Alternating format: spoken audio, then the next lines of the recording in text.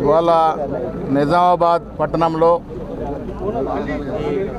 నేను నాతో పాటు గౌరవ ప్రభుత్వ సలహాదారులు షబీర్ అలీ గారు, మాతో పాటు చైర్మన్లు, మా డీసీసీ పట్టణ అధ్యక్షులు అందరం కూడా వాళ్ళు సంక్షేమ కార్యక్రమాలు, అభివృద్ధి కార్యక్రమాలని దాంట్లో పాలు పంచుకొని ఇక్కడికి వచ్చినాం.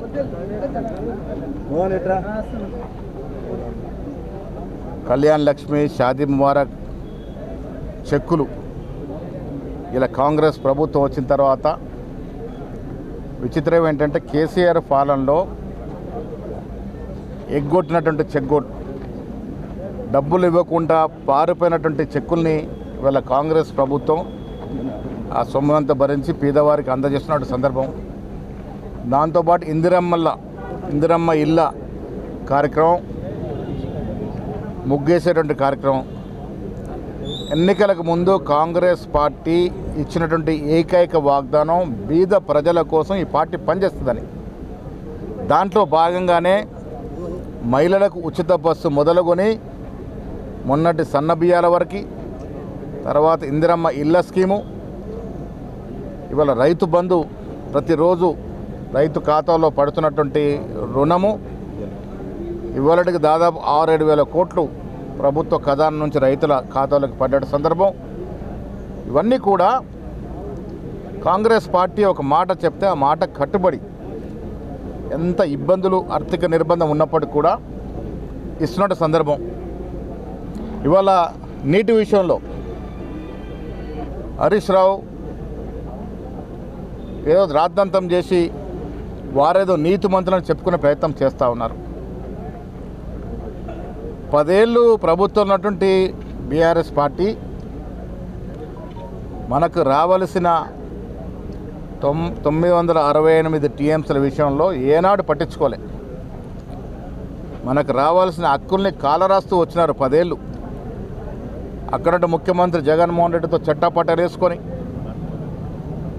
రావాల్సిన వాటా గురించి ఎప్పుడు కూడా మాట్లాడలే. ఇవాళ ఆంధ్ర ప్రభుత్వం మనం ప్రాజెక్టులు కట్టకుండానే ఈ వాటాని వాడుకుంటారనే ప్రయత్నం చేస్తూ ఉందో దీంట్లో ససేమర ఒప్పేది లేదు. ముఖ్యమంత్రి గారికి మాకు స్పష్టత ఉంది. తెలంగాణకి రావాల్సిన నీటి వాటా విషయంలో ఎక్కడ కూడా రాజీ పడేది లేదు. 10 ఏళ్ళుగా మీరు కాలయాపన చేసి 1,20,000 కోట్లు నీళ్లలో పోసి కాళేశ్వరం ప్రాజెక్టు కడితే ఇప్పటి వరకు వాటిని తోడిన నీరు 100 టీఎంసీలోనే ఉంది. ఈరోజు కూడా వస్తున్న నీరు ఎస్ఆర్ఎస్పీ నుంచి వస్తుంది తప్ప కాళేశ్వరం వల్ల ఒరిగిందేమీ లేదు. దానికి పోను నాసీ రకం కట్టడం, బడా కాంట్రాక్ట్ జేబు నింపడం వల్ల ప్రాజెక్టులు బీటలు వారుతూ ఉన్నాయి. వీటన్నిటి కప్పించుకోవడానికి వారు నానా ప్రయాసపడుతూ ఉన్నారు.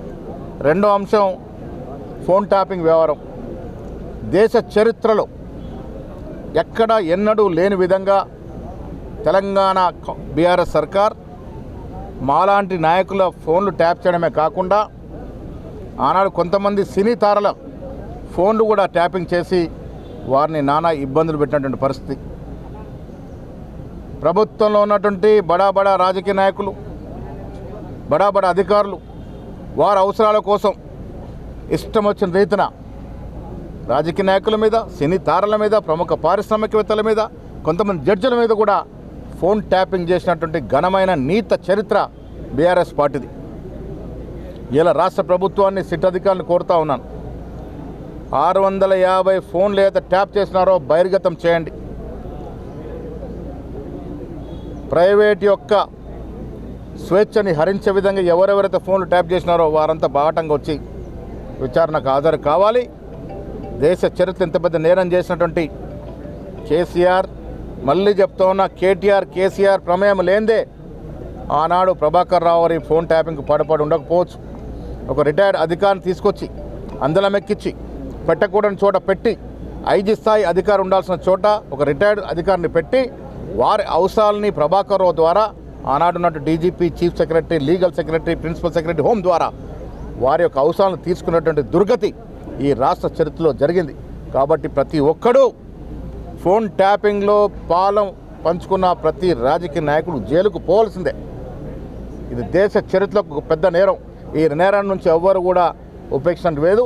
రాష్ట్ర ప్రభుత్వానికి ముఖ్యమంత్రి డిమాండ్ చేస్తూ ఉన్నాం, సిట్ విషయంలో ఎక్కడ కూడా అమరికలు లేకుండా న్యాయ విచారణ జరగాల.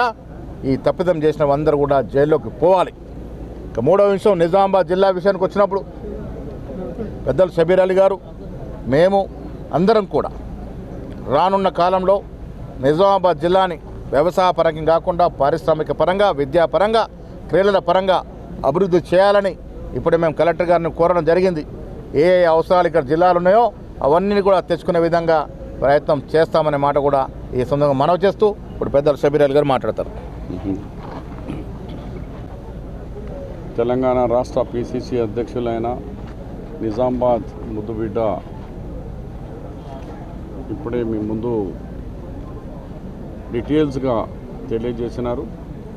మరి ఆయనే మా ఇద్దరు ఉద్దేశం ఏంటంటే, నిజామాబాద్ జిల్లాలో గత 10 సంవత్సరాల్లో కాంగ్రెస్ పార్టీ ఉన్నప్పుడు ఇక్కడ యూనివర్సిటీ, తెలంగాణ యూనివర్సిటీ తీసుకొచ్చినాం, మిటర్ గేజ్కు బ్రాడ్ గేజ్ చేసినాం, మెడికల్ కాలేజ్ తీసుకొచ్చినాం, పాస్పోర్ట్ ఆఫీస్ తీసుకొచ్చినాం, అలాగే 400 kV sub station, power station తీసుకొచ్చినాం. అలాగే గోదావరి నీళ్ళ విషయంలో ప్రణయ్ తచ్చబడ్డ ఇలాంటి చాలా కార్యక్రమాలు చేశాను. దురదృష్టంలో కవిత గారు ఇక్కడ ఉన్నా కూడా ఒక్క డెవలప్మెంట్ కార్యక్రమాలు ఆమె చేపట్టలేదు. సీఎం గారి బిడ్డ ఉన్నదని నిజామాబాద్ ప్రజలు ఎంతో ఆశించినారు డెవలప్ అవుతుంది అని. డెవలప్ కాకుండా అంతా నాశనం చేసిపోయినారు. 10 సంవత్సరాల్లో ఒక్క ప్రాజెక్టు మేము ఇది తీసుకొచ్చినాము అని అంటే లేదు. అలాంటి నిజామాబాద్కి ఇప్పుడు మహేష్ గౌడ్ గారు కలెక్టర్ గారితో మేము అన్నాం, మేము రాజకీయానికంటే ఎక్కువ డెవలప్మెంట్ మీద మాది దృష్టి ఉంది. ఇవాళ హల్దీ బోర్డు వాళ్ళు అడిగినారు ల్యాండ్ ఇవ్వండి, దాంతో అగ్రికల్చర్ యూనివర్సిటీ కావాలన్నారు. అగ్రికల్చర్ యూనివర్సిటీ తొందరగా స్పీడప్ చేయండి. గవర్నమెంట్ ఆఫ్ ఇండియా కానీ రాష్ట్ర ప్రభుత్వం అడిగిన దానికి మీరు స్పీడ్ చేసి, కొన్ని అడ్డంకులు వస్తే మహేష్ గారు ఆయన పిసిసి ప్రెసిడెంట్గా ఉన్నారు, నేను అడ్వైజర్గా ఉన్నాం. మేము దాన్ని స్పీడప్ చేసి నిజామాబాద్ జిల్లాకు గత చరిత్ర కాంగ్రెస్ ఉంది, మళ్ళీ ఇవాళ చరిత్ర సృష్టించాలని మా దృష్టి కేవలం డెవలప్మెంట్ కావాలా. నిజామాబాద్కు మాకంటే టీఆర్ఎస్ రాకముందు వేరే జిల్లా చాలా వెనుకబడి ఉండే, కానీ ఇవాళ మా జిల్లా చాలా వెనుకబడి అయిపోయింది. దాన్ని మళ్ళీ రికవరీ చేయాలని మహేష్ కుమార్ గౌడ్ గారు పిసిసి అధ్యక్షుడు ఆలోచన, నాది కూడా అదే ఆలోచన.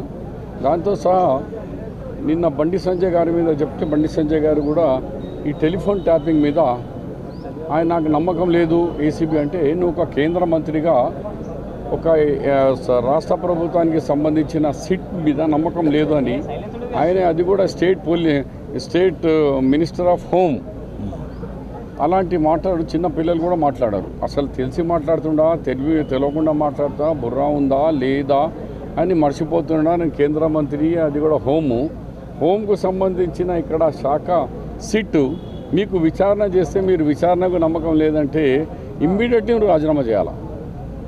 నీకు భారతదేశ ప్రభుత్వ చట్టాల మీద నమ్మకం కలిగి ఉంటూ నువ్వు కేంద్ర ప్రభుత్వం కొనసాగే హక్కు లేదు. అందు గురించి ఇప్పుడు కూడా నేను డిమాండ్ చేస్తున్నా, నీకు ఒకవేళ సిట్ మీద అభ్యంతరాలు ఉంటే మాత్రం నువ్వు అభ్యంతరాలు లోపల చెప్పుకో. కానీ as a home minister, as a state home minister, government ఈ చట్టాలు ఏ రాష్ట్రాలు ఉన్నా అందరికీ గౌరవించే బాధ్యత ఉంది. మీరు పోవాలా, దానికి సహకరించాలా. తర్వాత మీకు అది సిట్ సరిగా న్యాయం చేయలేదు, విచారణ కరెక్ట్ జరగలేదు అన్నప్పుడు మీరు తర్వాత దానికి వేరే ఫోరంలో మొండి. కానీ ఇప్పుడు ఉన్న సిట్కి నేను పోను అంటే ఒక కేంద్ర మంత్రిగా అది బాధ్యత అయినా కాదు. ఒకవేళ నీకు వాళ్ళ మీద లేకుంటే నువ్వు రాజీనామా చేసి ఏసీబీ అంటావు, ఏమంటావు నువ్వు చూసుకో. Thank you. వీలైన త్వరలో అది మరొక క్యాబినెట్ మీటింగ్లో నిర్ణయం చేసిన తర్వాత ఫైనల్ తేదీలు ప్రకటిస్తారు.